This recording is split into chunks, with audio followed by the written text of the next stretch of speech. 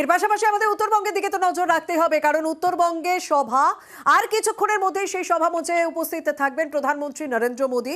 কাওয়াখালী মাঠে যে সভা রয়েছে সেখানে প্রথমে সরকারি কর্মসূচি রয়েছে, বেশ কিছু প্রকল্পের ঘোষণা করবেন, তারপর রাজনৈতিক সভা রয়েছে। বলা হচ্ছে যে উত্তরবঙ্গে উত্তরের খোঁজে প্রধানমন্ত্রী, কারণ এই উত্তরবঙ্গ বিজেপির কাছে একটা শক্ত জায়গায়। কারণ 2019-এর লোকসভা ভোটের ফলের নিরিখে যদি বলা হয় তাহলে উত্তরবঙ্গে যে 8টি আসন রয়েছে সেই 8টি আসনের মধ্যে 7টি গিয়েছিল বিজেপির দখলে, কংগ্রেসের দখলে একটি এবং তৃণমূলের ঝুলিতে শূন্য ছিল। কিন্তু সেই জায়গাতেই আমরা দেখেছিলাম যে বিধানসভা ভোটে সেখানে কিন্তু অনেকটাই অঙ্ক পাল্টায়, কারণ বিধানসভা ভোটে 54টি যে আসন, সেই 54টি আসনের মধ্যে 30টিই গিয়েছিল বিজেপির দখলে, যেখানে 23টা তৃণমূল কংগ্রেসের দখলে গিয়েছিল। তবে অনেকেই বলছে যে বিজেপির যে শক্ত মাটি রয়েছে উত্তরবঙ্গে তা কোথাও হয়তো একটু হালকা হয়েছিল, কারণ ধূপগুড়িতে যে উপনির্বাচন হয়েছিল সেই ধূপগুড়ি জেতা আসন ছিল বিজেপির কাছে, সেই ধূপগুড়ি আসনটি কিন্তু হারাতে হয় বিজেপিকে। তৃণমূল কংগ্রেসের সেই আসনটি জয়লাভ করে। স্বাভাবিকভাবে আজকে এই উত্তরবঙ্গে যে শিলিগুড়িতে কাওয়াখালী মাঠে সভা রয়েছে সেই সভা থেকে ঠিক কী বক্তব্য রাখেন প্রধানমন্ত্রী নরেন্দ্র মোদী, সেদিকে অবশ্যই নজর রাখা হচ্ছে যে উত্তরবঙ্গের মানুষের জন্য আলাদা করে কোনো বক্তব্য রাখেন কিনা সেই বিষয়টি নজরে রাখা হচ্ছে। তবে এই মঞ্চে কিন্তু বিজেপি রাজ্য সভাপতি সুকান্ত মজুমদার তিনি উপস্থিত রয়েছেন, বিরোধী দলনেতা শুভেন্দু অধিকারী উপস্থিত রয়েছেন রাজ্য বিজেপি নেতৃত্ব, এবং তার পাশাপাশি যেদিন আজ এই প্রধানমন্ত্রী সভা সেদিনই কিন্তু কোথাও একটা রাজ্য বিজেপির কাছে বেশ কিছু অস্বস্তির খবর, কারণ কুনার হেমব্রম বিজেপির সাংসদ কুনার হেমব্রম তিনি ইস্তফা দিয়ে দিয়েছেন। অন্যদিকে আমরা জানি আলিপুরদুয়ার আসনটি নিয়ে ইতিমধ্যেই দ্বন্দ্ব চলছে মনোজ ঝিটিঙ্গা এবং জন বার্লার মধ্যে, এবং সেই জায়গা থেকে জন বার্লা আজকে এই সভা মঞ্চে উপস্থিত থাকবেন, সেই বক্তব্যই কিন্তু তুলে ধরা হয়েছিল সুকান্ত মজুমদারের পক্ষ থেকে। অন্যদিকে আরও একটি অস্বস্তি রয়েছে দার্জিলিং আসনটি নিয়ে, কারণ দার্জিলিংয়ে আমরা দেখেছিলাম যে দার্জিলিংয়ে যে বিজেপি নেতৃত্ব রয়েছেন তারা কিন্তু আগেই দাবি করেছিলেন যে এই আসন থেকে কোনো ভূমিপুত্রকে দাঁড় করাতে হবে, যদিও এখনো পর্যন্ত দার্জিলিংয়ে কোনো প্রার্থী ঘোষণা করা হয়নি। সেক্ষেত্রে প্রধানমন্ত্রী নরেন্দ্র মোদী উত্তরবঙ্গের মানুষের জন্য আলাদা করে করেও ঘোষণা করেন কিনা সেই বিষয়টি নজরে রাখা হচ্ছে।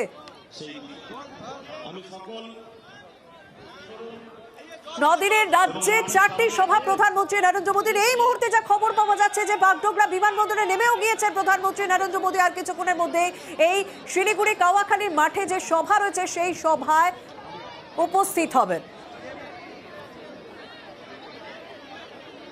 শিলিগুড়িতে যেমন সরকারি কর্মসূচি রয়েছে, সরকারি প্রকল্পের ঘোষণা রয়েছে, তারপরে রাজনৈতিক সভা রয়েছে প্রধানমন্ত্রী।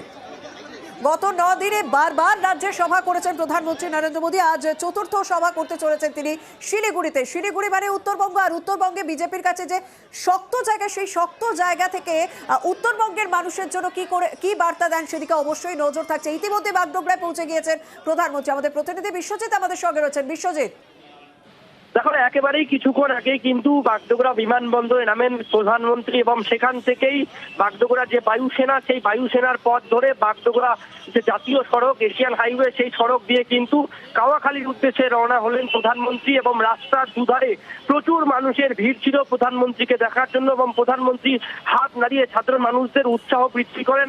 মূলত আঁটুসাঁটু নিরাপত্তার মাধ্যমে এই জাতীয় সড়ক দিয়ে পার হয়েছে প্রধানমন্ত্রীর যে যত গাড়ি। এবং তোমাকে জানিয়ে রাখি যে আজ কিন্তু প্রধানমন্ত্রী কি বার্তা দেন সেদিকেই নজর রয়েছে সবার, কারণ প্রধানমন্ত্রী প্রথমে তিনি একটি সরকারি অনুষ্ঠানে যোগ দেবেন, সেখান থেকে কিন্তু রেল, সড়ক সহ বিভিন্ন প্রকল্পের উদ্বোধন করবেন।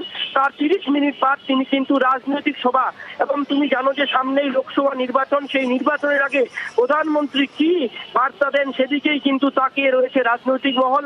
বরাবরই উত্তরবঙ্গ বিজেপিদের ভালো ফল করেন, এবং সেই ফল এবার কি ফল করবে এবং প্রধানমন্ত্রী কি বার্তা দেন সেদিকেও কিন্তু নজর রয়েছে সবার।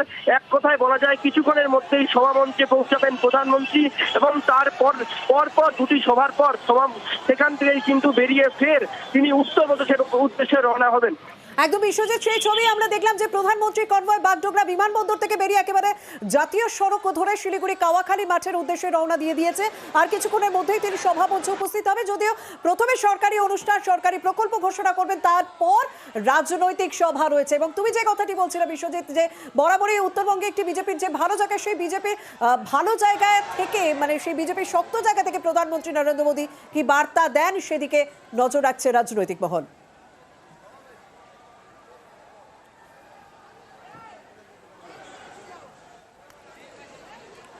আমাদের প্রতিনিধি পার্থ এই মুহূর্তে কাওয়াখালী কাওয়াখালী মাঠে থেকে উপস্থিত রয়েছেন পার্থ।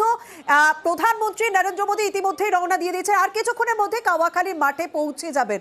সার্বিকভাবে ছবিটা, সভা মঞ্চের সামনে প্রচুর মানুষ ভিড় করেছে, সেই ছবিটা কি ধরা পড়ছে?